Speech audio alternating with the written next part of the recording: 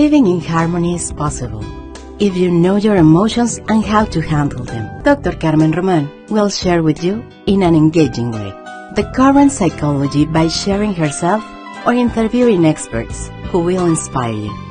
Learn how to live a life of fullness and how to recover your emotional harmony with Dr. Roman. Welcome to Emotions in Harmony.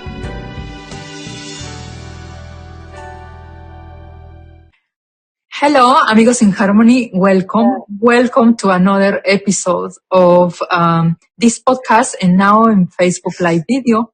Thank you for your support. It's slowly growing up the community. It's kind of a shy community still in the English Facebook Live, but we are here. And I always say sometimes it's just my husband and I, or not even my husband because he's in class sometimes. But I know that you guys will come later. If you are live right now, I want to let you know that we are not live in the interview, but I am live for your questions and comments, and most likely Dr. Lydiana Garcia will be live too.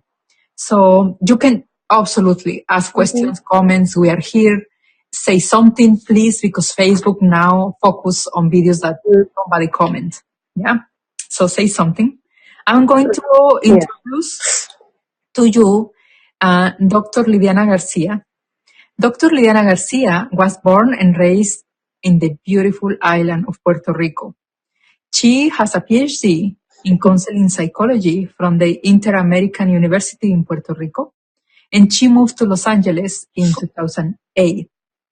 Part of her professional experience includes working with children and families that survive childhood abuse. This is why actually we are going to talk about with her about sexual abuse. She works with domestic violence. She works with immigration-related issues, and she works mainly with adults and families, our Latino families. She started her private practice in 2015, almost 3 years now, and her areas of expertise are trauma, PTSD, as we know it, teenagers with sexual abuse or rape, and families who struggle with their teenagers and young people in the family. She also does psychological assessments. Sometimes part of our job is to do psychological assessments, so you can reach to any PhD in psychology and they may be able to help. In this case, Dr. Lydiana Garcia does those kind of psychological assessments. She had taught in the graduate level of psychology in the Universidad del Turabo in Puerto Rico. Did I say it correctly, Dr. Garcia? Yeah. Turabo. Yeah. Yes. In Puerto Rico, in Antioch University in Los Angeles. And she also now is a clinical supervisor in the Chicago School of Professional Psychology. So besides being a psychologist, let me tell you that Dr. Garcia enjoys spending her time with her adventure driving toddler son and her husband. And they go for biking, traveling, and explore diverse things. Wow. It's an honor to have you in the program. Thank you for being here. Thank you. So it's an honor for me. Thank you for having me. Mm-hmm. So you have a son. You have a 2-year-old son or 3? 2.5. Yeah, going on 15. Well, yes. I guess he's already doing the. Oh, sorry. I was just gonna say he's already like in the stage of, Mom, I want you to sit here, and he with the blue cup or with the McQueen cup, all those requests. So yes. We are not in your home, so he will not be jumping in the screen, probably. Oh, no, we're not. Yeah, we're not. Yes, not. Yeah, no. Otherwise I couldn't do this. Yeah, he loves to be in the camera and all that as well. Yeah. Well, I have 2 cats, and one of them just absolutely loves the camera, so she may come and just pop her head. Yeah. Okay. She does actually very often, especially when I am doing live videos. Oh, yeah. Let me introduce the topic. We are talking about sexual abuse, but this time we are talking about from the family perspective. Yeah, how the family can recover from sexual abuse. What are other symptoms, stress signals, etc., that the family has when it's a sexual abuse in the family. And sadly, to conclude that, but most likely it's a different sexual abuses in the in the lineage of the family. Yeah, so we are going to talk about that. And this is a very sensitive topic. Thank you for willing to take that topic. And hopefully this becomes part of the library of many families for their emotional health. Yeah. So we know for you that you are at home or working or driving or something, we know that this is a very personal topic probably. You may not want to share this topic with your friends, or you may want to listen by yourself or listen several times. And we want you to know that even though we are therapists, we are not equipped to do emergency services. Neither Dr. Garcia or I are equipped to for an emergency call. You should call 911 if that's happened. And also, this is not intent or in exchange for therapy. We are giving you so many ideas, as much as we can, for you to go to your therapist and explore that further. And of course, we are to help if you need more help. Yeah. So, topics like this, is very difficult to share. Yeah. Or very difficult to acknowledge that you are listening or viewing or something. But this is actually part of it, part of the problem, that we keep it for ourselves. So even though it's a little more difficult, just take now the link and share it to everybody in your friends. So in that case, you don't need to target anybody in particular. In that case, you don't need to anything. Just share it, because we want to relieve suffering for people, and we want to bring those topics to the light and to the public service, so they can take advantage of professionals like Dr. Garcia today. And remember, I always insist, get your information from trusted sources. And this is why I am very committed to bring you trusted sources. And this is the case today. So please share as much as you can. Welcome, Dr. Garcia. Thank you for being here. Thank you. How do you want? I think that's really important. Oh, I was just going to say, I think it's really important to bring that. Sometimes because I work with students and I supervise them, and when I bring topics of trauma, because I'm so passionate about it, I keep forgetting to do the disclosure of the triggers. So I'm learning to start doing that, to know that this is a very heated topic, and some things, if you have experiences or yourself or in your family, this might bring some stuff. So it's really important to seek out services if you need to, and know that that might happen or not. So, yeah. And it's okay to be uncomfortable. It's okay because because we want you to be uncomfortable in order to do something for yourself. Yeah. And we don't want you to get comfy with trauma. It's not a thing we want. We want you to be getting very uncomfortable that you want to get rid of it. Yeah. Yes. Mm-hmm.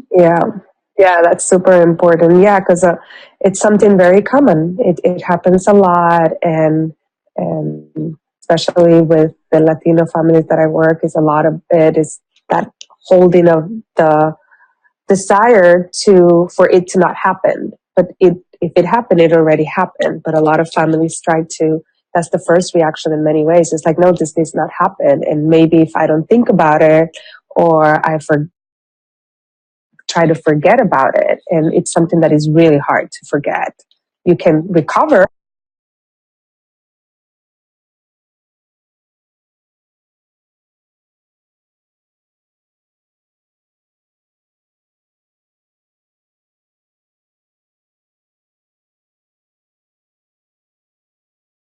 Lydiana, Dr. Lydiana? You can call me, let's say, Dr. Lydiana. Let me go for the first name. Okay, okay, Dr. Lydiana. Well, let's start with the questions. My first questions I have for you is, what are the common emotional responses that a parent or a caregiver may have when they learn about sexual abuse? Yes. Yeah. What I've noticed is that some of the common responses are very similar to like other responses when you go through really hard times. So a lot of times is the first one is shock. Like you're in shock, you're like in disbelief. You might disbelieve it or try to brush it under the carpet like it did not happen, because it's hard for a parent to feel like they allowed it or that they had something to do. So that's another of the response, which is the guilt and the shame that comes. And depending on the incident and if the parent had gone through something like that, then the shame and guilt can even be higher. Like, how could I let this happen if it already happened to me? Another of the emotional response is anger toward the perpetrator, toward themselves, sometimes anger toward the child, because you might have talked to your child how to protect themselves, of how to say no or how to do this. And a lot of times that's one of the reactions is like, but I taught you how to say no or something like that. But I would say that even if you might have that reaction, which I think is quite normal, it's really important to be very careful about how you respond to your child in that sense, because it can promote guilt on the child and that, or the teenager, and the teenager, they didn't ask for that. That's something that they don't have any responsibility. It was the perpetrator. The parents might also have another emotional response, like wanting to like sadness and hopelessness in terms of the future. And what I've noticed is with the families that it happens within the family members. Maybe it's one of mom's partner or a family member. Then it's also that whole confusion and like feeling very frustrated and not knowing what to do, whether to tell, whether to not, whether to believe the child, because a lot of times the kids or the teenagers might take it back. Or if you're asking many questions, they might say, it did not happen. So that's another of the emotional response, like again, like wanting for it to happen. So those are some of the common responses that I've noticed. Yeah. I see that. I see, you're right. It's like this shame or this secret guilt that why I couldn't see it, Yes. why I couldn't prevent it, or shaming the victim. Yeah. Why you were there, or why you Yes. saw it, or something like that. Yeah. Wow. Yeah. And I think that happens because, thinking from a different topic, but when you're disciplining your child and you have taught them not to jump out of the couch, not to jump because they can fall. Let's say they did it and they fell, and now you have to take them to the hospital. Many parents go like, like why you did that? Because they don't want to go through the pain. They don't like seeing their children hurt. So I think that happens with sexual abuse, kind of like, why did you let that happen? But it's really important to clarify that is a very different incident than jumping out of the couch or running out the street or doing something. It's something that somebody else took advantage, and most likely an adult or someone much older. So even if you've taught your child how to say no, how to alert you or let you know about these things, depending on the child's temperament and the perpetrator's grooming process, many of these children still go through these experiences, and it's not something to be blaming the child or the adolescent. It's putting the blame on the person that did it. Yeah. There was a research that I studied in graduate school that it was about people coming to an interview, young women coming to an interview, and they were getting to a room, and the person who was interviewing them started asking them to take clothing of their and until the point that they end up only on their underwear, on their bra, yeah. And Yeah. then they interview them later and they say, why you will do it? It was only a job interview. Yeah. But it's some kind of enchanting that when we put ourselves in that trusting place, in that very vulnerable place. And that was, we're talking about young adults, that they understand that we cannot be taking orders like that in a job interview. But that, I can see that in a sexual abuse also. It's like you say, so the victim, the perpetrator is working its way through it. Yes. Mm-hmm. Yes, it usually, if it's someone within the family, which it happens mostly by somebody that they know, that whole experience of a danger, fear, of like stranger danger fear, with all the families that I have worked with that have gone through sexual abuse, which right now are about like almost 40, there's only been one case from everybody that I worked, just one case that it was a stranger danger, and it was something gang related. So there was some relationship to the family ish. So, but everybody is usually an older sibling, an uncle, a father, a cousin, but there's usually some grooming involved because the person most likely will want to do it more than just one and is trying to look for a child or an adolescent that is not going to talk. So that way the person can continue doing it. And there's usually that whole piece of whatever they say as a way to help kind of continue this abuse. Like, you look for this, you deserve this. If you tell, I'm gonna kill your parents, or if the family is an immigrant, undocumented, I'm gonna go and tell the migra, or I'm gonna, there's so many threats that the perpetrator tends to do as a way to continue doing what he or she wants. Or something sweet as I'm going to get you an iPhone, or I'm going to continue to give the money to your mother. Some of other promises. Tell me, Dr. Lydiana, what do you see in family members that are not the parents, the siblings or cousins, the grandma, that learn from this situation? What do you see on that part? What are the reactions? It's really important.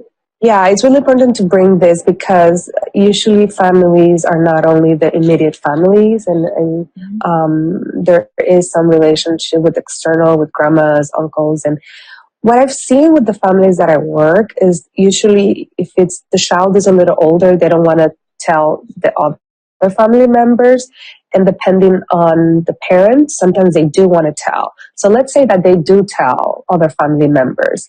It's mixed reviews or mixed responses. Some of them are more into wanting to keep the family intact. So trying to say, we don't have to talk about it. Let's not, it didn't happen. Or maybe maybe that's what you thought it happened. So try to promote a little bit without maybe some intention, but wanting, promoting some shame and guilt on the victim. Some other family members get very emotional, dysregulated, and try to protect the victim. Some other family members, like siblings, there will be some changes. There will be some times that the family will not be the same. So some of the siblings feel kind of grief or loss of how the family was functioning in the past. Maybe if it happened within a family member, if there's any separation, there's usually conflict between uncles and cousin if it happened within an uncle and cousin. So it's very complex, and at the end, it could really impact the victim, because if the victim feels now that not only he or she discloses information that it impacted the immediate family, but now it's impacting the external family, like events, like maybe now they cannot go to a quinceañera, or they cannot go to a birthday party, or where are they going to go and have Christmas if it is usually at the house of the perpetrator, let's say an example. So now the victim feels that not only that they broke the immediate family, but they also broke the external. So it's really important for the caregiver to really be mindful about the consequences and make some choices to try to prevent and communicate to the victim that that's not their fault. Actually, the victim services approves separately for therapy each family member, Yes. which is amazing. Yes. It's usually less. Yes, it's usually less hours, but you can request more. Yeah, definitely. Yeah. Which is another important thing, to seek out services, and those are. But it has to be if they submitted a police, a file, like reported to the police. Yeah. Yes. Yeah. But that is to say that whether you have one kind of insurance or out of pocket or whatever, is important that at some point you take care of everybody in the family, because everybody is impacted. Yes. Mm-hmm.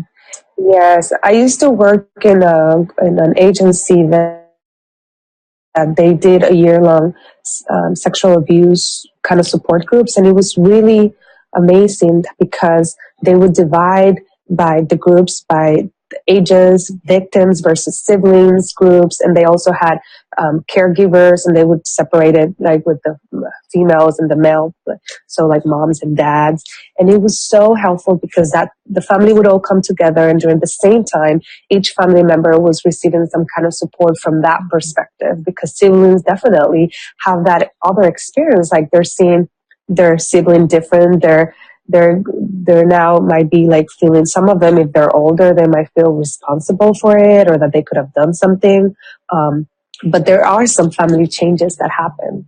Yeah. What do you think is a mistake or common mistakes that families members do with good intention? They want to help, but they are doing it in the wrong way. I think one of the biggest mistakes, and I would say again case by case, but one of the biggest mistakes that I've seen is that the families want to kind of keep it as a secret and not do anything about it, because if they're concerned about the consequences by reporting it to the police, because there's definitely some consequences, so they're afraid of what could happen. They're afraid maybe the social workers, if it happened within the family, they will investigate, so they are afraid that they might take their other children or even the victim out. So because of their fears and misconceptions, a lot of times they don't do anything, and I feel like it's a big mistake, because the message that most of the victims get as a result of this is, I'm not good enough, or like it did not happen, or I'm the one to blame. And now I have to like keep this as a secret as well. And that's usually something that later on when I work with family therapy, and the victims usually tell the parents that you didn't do nothing for me, so that means that you didn't love me, and that really it's really hard to work through that. Yeah. Do you have anything else that we are missing before I put you in the hot spot? Let's see, anything else? What I would say is part of knowing that there are options to heal. A lot of families have gone through this. This is very, very common. The more support you can get, whether it's therapy, whether it's through your church, whether it's through some support groups that you find, because there are a lot of free resources to look for something. Because I have seen a lot of families, and even though right now if you're going and you're in the midst of it, you might feel like you will never get back. There's hope that the family in several months will start feeling again some kind of normalcy. It might be different, but it's very attainable. So just to look for help and following your cultural values, because there is a lot of services out there. Actually, I have seen families that they get better than before, in the sense of they start to communicate better. They start they set priorities different. Like, I will put you an example. One of the parents that I have worked with, when one of the fathers say, I was ready to open my company.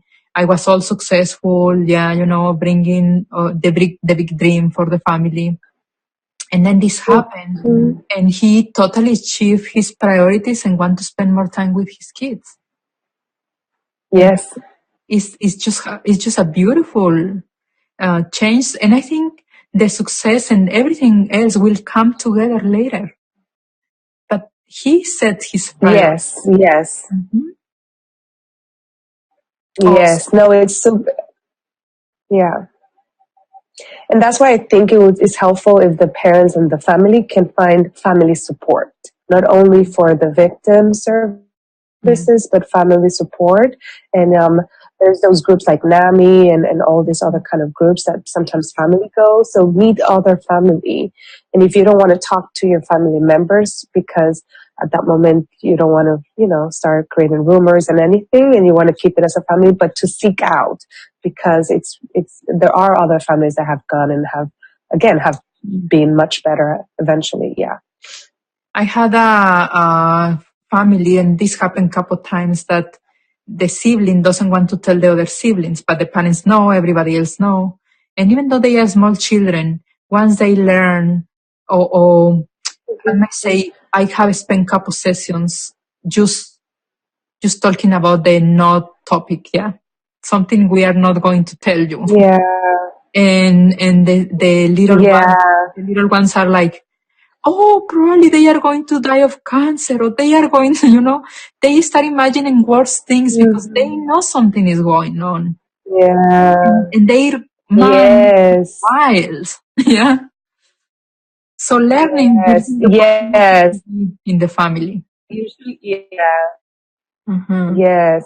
Yes. And the other one last thing I would say really important is there's a lot of families that they don't want to talk to their children about sexual abuse or how to protect themselves, or more about the stranger danger, because they have the fear that if they do, that they're going to be promoting curiosity for these things. Because there is something else that is, I think it's a different topic, but is very related in terms of what is a normal sexual behavior, depending on the ages and stages in development of the child and adolescent. So a lot of the moms that I've worked, they were like, I didn't talk to her about it because I didn't want to create any curiosity or any, or any of that. Or the other opposite of the moms that are like, don't trust anyone, don't do anything. And they don't help them, giving them skills. And there was something that I read to prepare for today that it was really good, is give the children the skills, not generalizations. And I was like, this is a big aha. It's like the children need skills to work through situations, not everybody's bad, not generalizations. So that's something else. Yeah. Well, I will put you in the hot spot now. Yeah. Yes. Are you ready? Yeah. For yes, I'm ready. You are ready for our video and Facebook and audio listeners. Let me tell you, the hot spot is I'm going to ask Dr. Liliana questions that she can answer to whatever comes to her mind. It's my way of picking it in their brain of an expert, because sometimes we don't have time. Sometimes the topics are so amazing and we just want to give you the best so you can keep going and do your research. So, Dr. Lydiana, what is a daily habit that you believe that contributes to the emotional success of some families in the recovery process? Spending time together, playing games, having dinner together, doing something that does not require necessarily talking about something hard. Playing a game, like a board game. Excellent. I am learning Lost Cities right now. Mm-hmm. The card game is a very simple. Lost Cities. I started learning last week. Yeah, something that have fun together as a family. Something to enjoy together. And usually what I've noticed is board games sometimes with family that does not require like, what would you do with your life, or difficult conversations. Usually start bringing them together, and then you can go into the harder topic, but you need to build that relationship. So something fun. Excellent. Like cranium or something fun. Yeah. I like it. Mm-hmm. I like Connect 4, for example. Yes. What is an online resource that you find that is very good for these families? Yes. I love the website is called NCTSN, and I think it stands for National Child NCT Traumatic Stress Network. I think that's what it is, but NCTSN I'll tell you right now, I think it's .com. It's really, really, really helpful. Yeah. nctsn.org. And over there is the National Child Traumatic Stress Net, where you can go through all the different traumas. And there's a lot of information about sexual abuse and other type of trauma. And there's a lot of handouts, not only in English, but also in Spanish. There's information about how to advocate for in school, even for teachers, about how to understand these kind of traumas, because they do impact school most likely. So it's really, really comprehensive. Nice. Yeah. Excellent. We're going to put it in the show notes as well. No, as well. Yes. Sorry, can you repeat that question? I will put it in the notes. Oh, perfect. Yes. Yes, that was great. What is your favorite related book? So usually it's hard to choose, but I got some of this and I really like this one. I don't know if you guys can read it, but it's called Helping Your Child Recover from Sexual Abuse by Karen Adams and Jennifer Fay. What I love about the book, let me give you an example, is that it not only has a topic, but it has what to say on the right side, and it has examples of statements about how to communicate about those things to your child, because a lot of times with the families, what I've noticed is that they're able to understand the concepts, but it's how do I apply this? So I love that this book, everything, like they're talking about isolation in here, which is a response for children, then what to say as a parents, and in a way that is recommended by therapists. So that's one that I thought it was really helpful. There's the second one. There is, let me, I'm having it here, so you can see the screen if you are in the video. Helping your child recover from sexual abuse is one. And then the other one? Yes. The other one is Healing the Harm Done. This one is about the parent's guide to helping your child overcome the effects of sexual abuse. I also got it through Amazon, so it's Healing the Harm Done. And this one, it's bilingual. So first it has it in English, and then it has it in Spanish. So the whole thing. So I think, that one with the butterfly. So I think that's really, really helpful. And then the last one that I would say, we will put the links. We will put the links. Yes. The other one is that one right there that you have, the when your child has been molested. That one is really helpful as well. That one. And the last one I'm going to talk, Trauma Proofing Your Kids. Yes, it's a great book because it does have information about how to prevent, how to build resilience for any kind of trauma with the child. It does have a chapter completely about sexual violence. It has chapters for all the types of trauma and how to increase, because a lot of the children that go or are chosen as a victim tend to share some characteristics that, like, they're usually shy, they're usually a little less self-confident. So this helps with anything, with bullying. So it's really helpful. I love this book. And it's from trauma perspective, and Peter lived the somatic experiencing, which I think is really helpful. Yeah.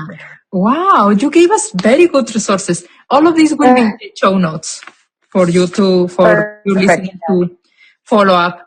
And let me see, I have last question. What is one tip that you will give to a parent who is looking for support? I would say to look into in your county, and I'm talking more in US, if there's any sexual advocate or a rape center, they usually have a lot of resources. Like, I'm in LA, so there's one in Santa Monica, but these are usually centers throughout the United States, or if you're in a Latino country, try to look up about resources, because they can help you, direct you to the resources where you live. And I think that's really important. And just to let you know, when you are looking for these resources, we as professionals, we hear those questions all the time. So most likely your questions will not be new to us. Yeah. Mm-hmm. Yes. So be comfortable with that, because most likely.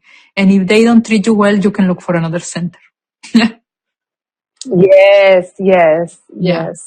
Yes, keep looking for someone that you feel comfortable. Yes, because we tend to be more sensitive. We are vulnerable when we are looking for help.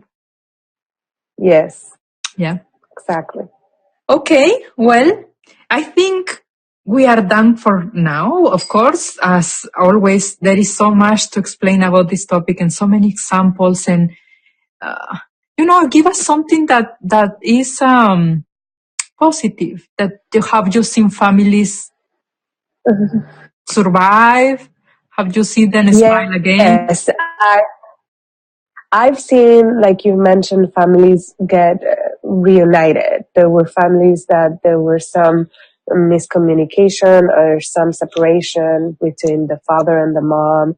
And even though they remained separated with their own partners, they were now able to communicate. And we were, like, there was a case, a family that I was able to help them also coordinate a quinceañera and for them. And it was like such a special way of working through not only the sexual abuse that the minor endured, but also as a family, how to get back together. So that was really pretty. And at the end, the client was really happy to not only heal from it, but also now have mom and dad be less fighting between each other. So I would say there is hope. And I've seen also women not only getting healed through it, but then also helping others. And I think that's so important because that's a way, if you are feeling like you want to do it, that you can also now be of service.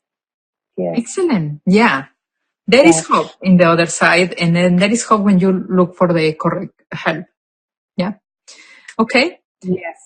Thank you, Dr. Lydiana. Let's actually share, since we are here in the screen sharing. I am loving it, this screen sharing. Mm-hmm. Let's share your website, because you can talk about it, but you can show them meanwhile. We don't want to share. Let me go and share the there. This one. Yes. This one. Yes. Tell us about your practice. Tell us about how they can find you, and I will show your beautiful website. Yeah, so I am located in Los Angeles. I recently just moved to the office that I'm right now recording from, which is in the 108 National Boulevard. And the easiest way to describe it is from the freeway, the 10, the exit on Overland, the big white building, which my information is over there in the contact me information. And I do individual therapies.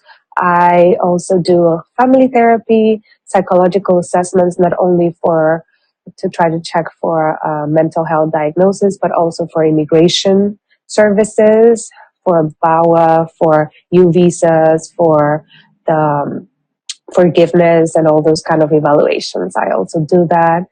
And I have experience doing home visits. I do that very limited, but that's something else that I could do as well. Yeah.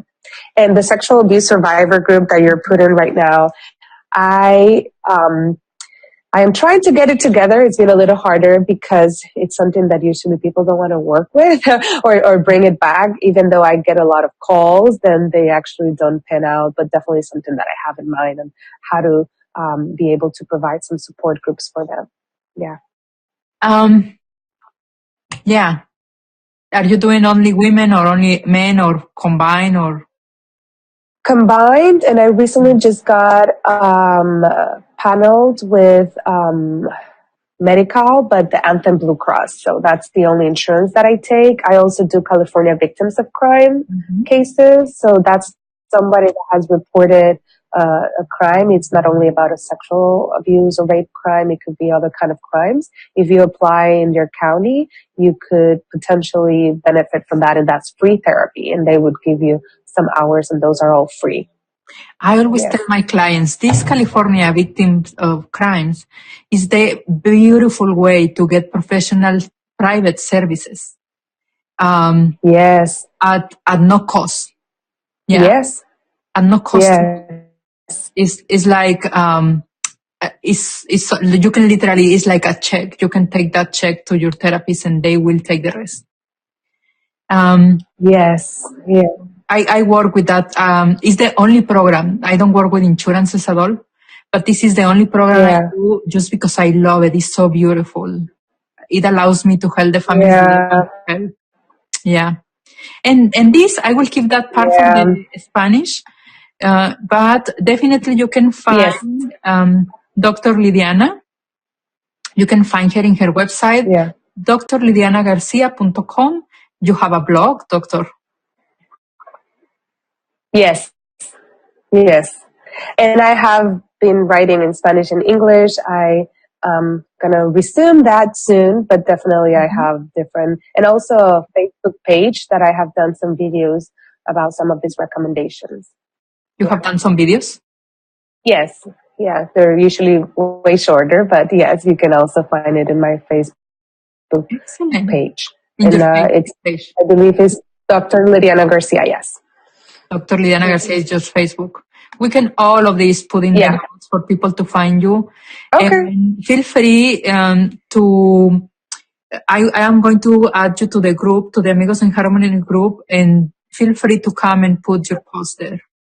Because we need a lot of people that are helping our Latino community.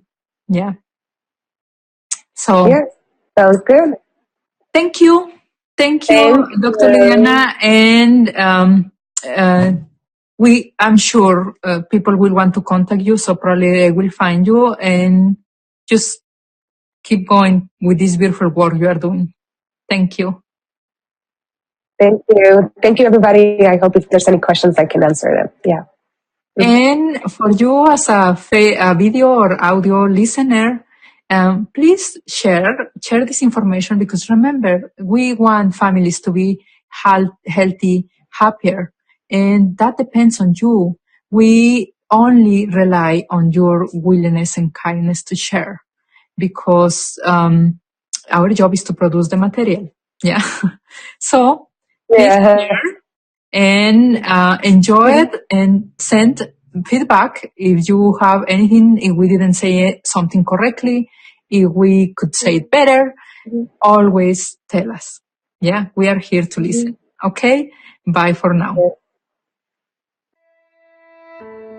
We have ended one more episode of Emotions in Harmony. See you the next one, when Dr. Carmen Roman will help us to have a more fulfilled life, caring for ourselves and the ones we care for. Meanwhile, visit www.emotionsinharmony.com to see the show notes, subscribe, and enjoy more content.